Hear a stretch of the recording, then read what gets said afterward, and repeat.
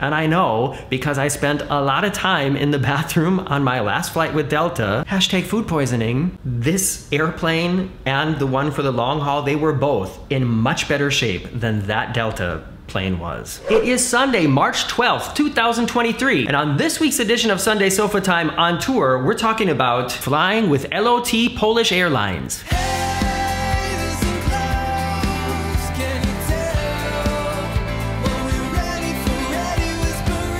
Welcome to Miami, everybody. Welcome to this mini apartment that we're staying in. I'm of course gonna give you a whole tour of this place. It's pretty cool, and the pool area, pretty amazing. But that's not what this video is about. This video is going to be about our experience, like I said, flying with this airline that was new for us. Many people warned us about this, said that we made a mistake by booking this flight.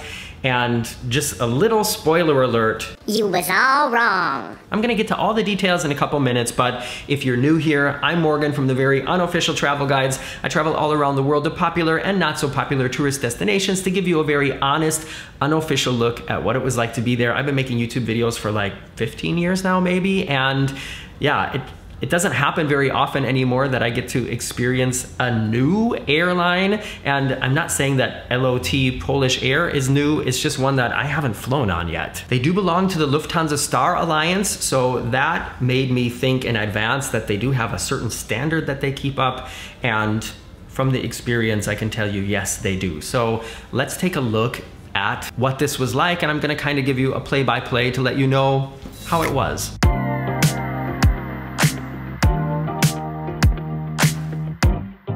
Our first flight was on a smaller, we call them a machine, a smaller plane. It was an Embraer 170-100. So it was a setup of 2 and 2, and boarding happened quickly. Everything was on time. And even though the flight was only, I think, 1 hour 50 minutes, 1 hour 50 minutes, we still got a nice snack and a drink service. And one thing that was the same on the short flight and the long haul flight was they do have a menu in the seat. And if you would like to get something to drink or eat, a snack or maybe a beer or something like that, if you want something outside of when they're serving, you can order it from the menu and then you have to pay for it. But the basic drink service and the snack on the short haul flight and the long haul flight with the meals, and I'm gonna show you all this, is included. The seats in this Embraer airplane for the short haul were pretty comfortable. They did not seem like super comfortable or super uncomfortable. I would call them average. And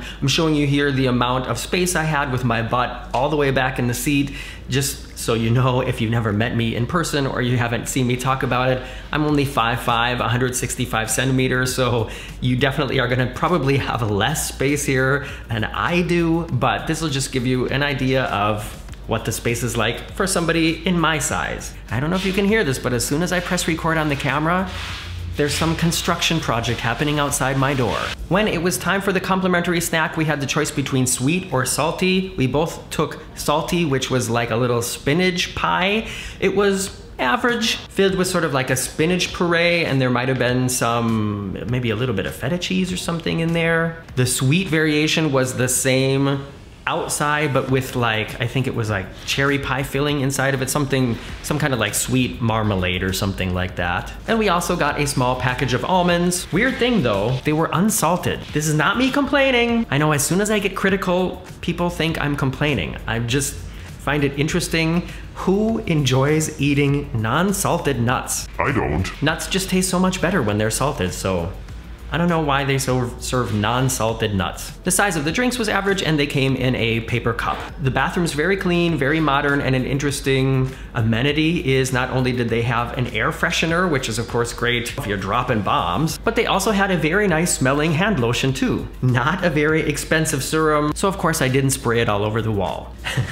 That's an inside joke. I have to explain this. I gotta remember that there are some people who don't, like watch every video I make or haven't seen some of the older videos, this whole expensive serum thing and spraying it on the wall, if you want to know about that, I wrote a book called Getting Stitches on a Cruise Ship. It's filled with stories of what my life used to be like and what I'm doing now and things that have happened to me on my travels.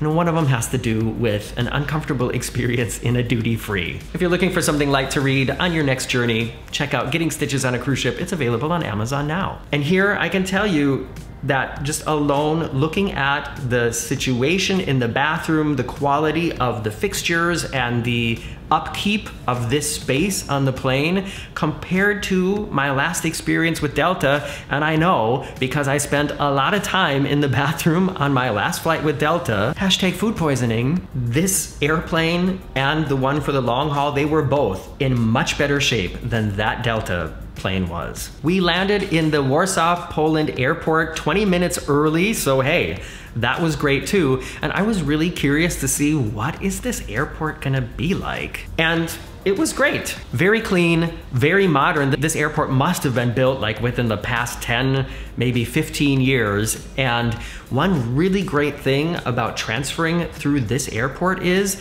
everything is so inexpensive in Poland. One thing that I think people worry about when they are going to a foreign airport is, you know, what is the food gonna be like? What is the experience gonna be like? Is it gonna be so different than what I'm used to? And I have to say, don't worry about the Warsaw, Poland airport because this place is pretty nice. They even have modern restaurants that you'll know like Burger King, Johnny Rockets, and then they have some that offer local fare too, like we got pierogies. In fact, talking about the price, we sat down for sort of like a brunch. I got pierogies with some fried onions on top. Marcus got a little breakfast thing with, I think he had some eggs and some cheese and bread and things like that. And the whole thing with a coffee and iced tea and 2 meals in an airport cost us less than 25 euros, which is, you know, like around $25. And so that's not bad at all. And definitely go to the duty free and buy some vodka if you want to, because that's really inexpensive. We're talking like a liter of Polish made vodka for around 12 euros. Great souvenir to bring home. Oh, another interesting thing I wanted to tell you, we talk about bathrooms around here a lot too.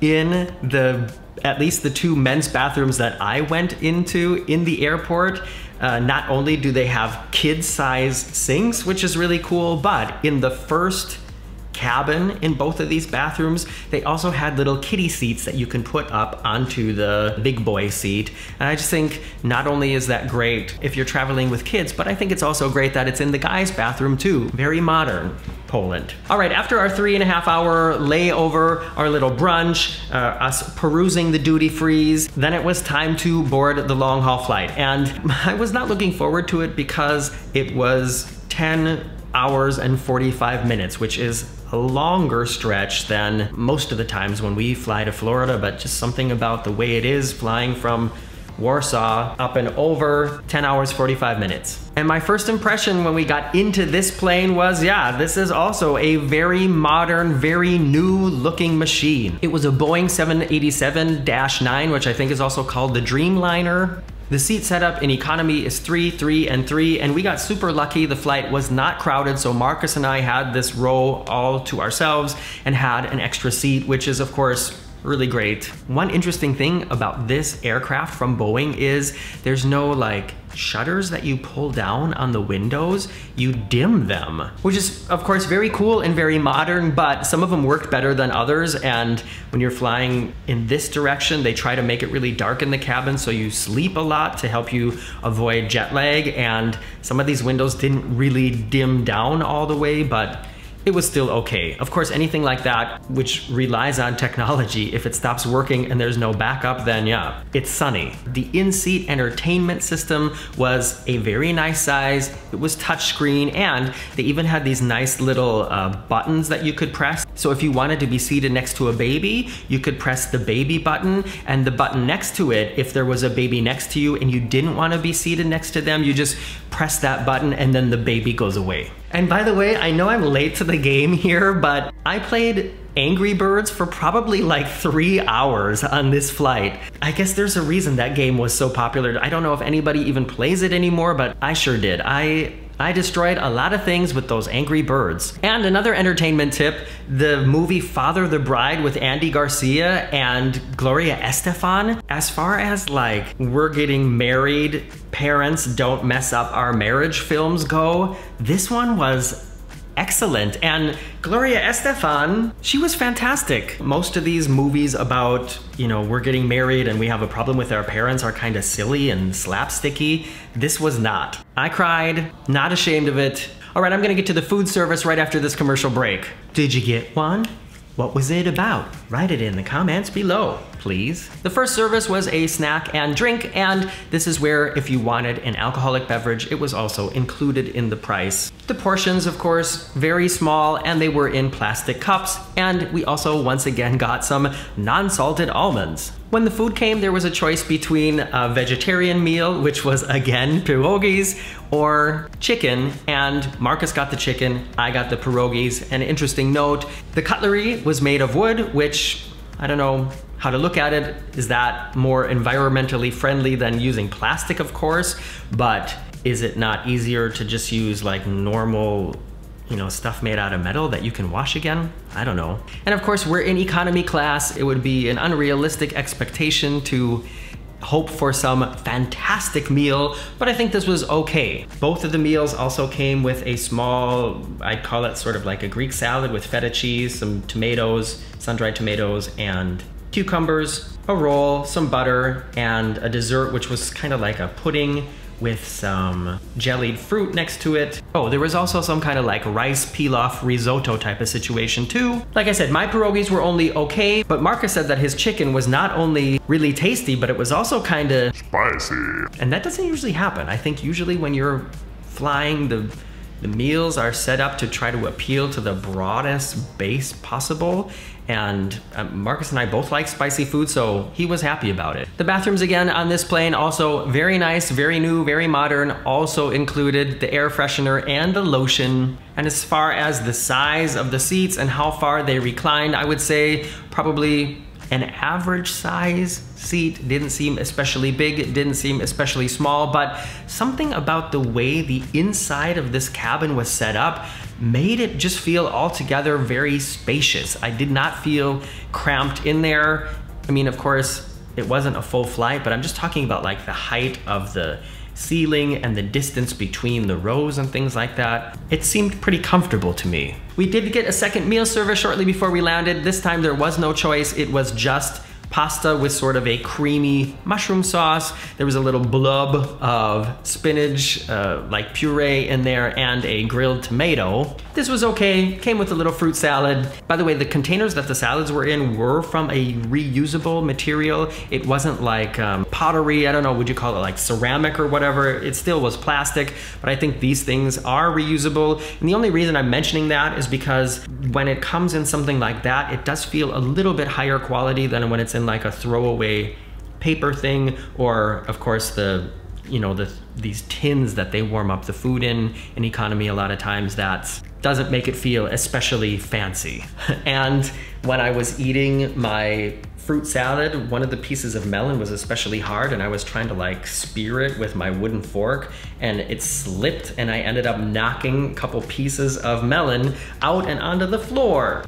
I didn't get to finish it. And here's another surprise. We ended up getting to Miami 45 minutes early. So I've taken 2 flights on LOT Polish Airlines now, and both of them were not only on time, but ended up getting to the destination early. So from my experience with LOT Polish Airlines, I can only tell you 2 thumbs up. The people who were saying that it was gonna be a horrible experience, I am not saying I don't believe that you've had a horrible experience with them, but if you've never flown with them and you just think because it's a Polish airline that not a lot of people know about, if you think that's the only reason it's not gonna be good, sorry. From my experience, good. And better than my most recent experience or experiences flying long-haul flights with Delta Airlines. All right, if you've watched the video, until this point, I'm gonna give you a secret word, and that is middle seat. Write the word middle seat somewhere in your comment, and that will be a secret code to let me know you made it almost to the end. Coming soon on the Very Unofficial Travel Guides will, like I said, be a tour of this space that we're staying in Brickell with a fantastic view and this amazing pool area, as well as tons of videos about the Royal Caribbean Symphony of the Seas and the 12-night transatlantic journey that we're about to go on. I'm Morgan from the Very Unofficial Travel Guides. See you soon.